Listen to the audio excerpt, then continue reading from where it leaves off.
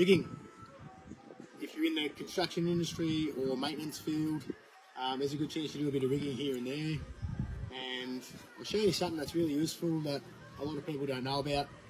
I myself am an intermediate rigger, not that I'm any fucking good at it, but you need to be a dogman, then have a basic rigger's ticket, and then go to intermediate before going on to become advanced. I'm not really interested because I'm a boilermaker of 18 years. I can also operate planes up to 60 tonnes, but that's beside the point. This technique is called the butterfly.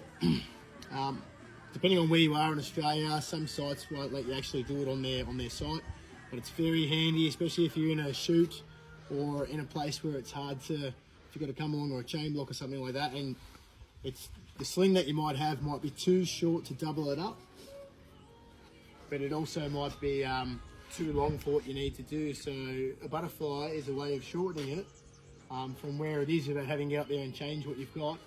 And I'll show you how it goes. It's really handy. So basically you just got your sling here. This is a 2-tonner. We'll cross over like this.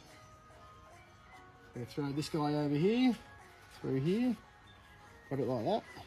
And you should see your 2 little butterfly wings. See the butterfly wings? And you can shorten that up to wherever you need it to be. My sling fell off, so I had to start again. But anyway, as you can see, you can shorten it up to wherever you need it to be. And it'll save you a lot of time rather than re-rigging the entire fucking thing or go and find the right length. You're welcome.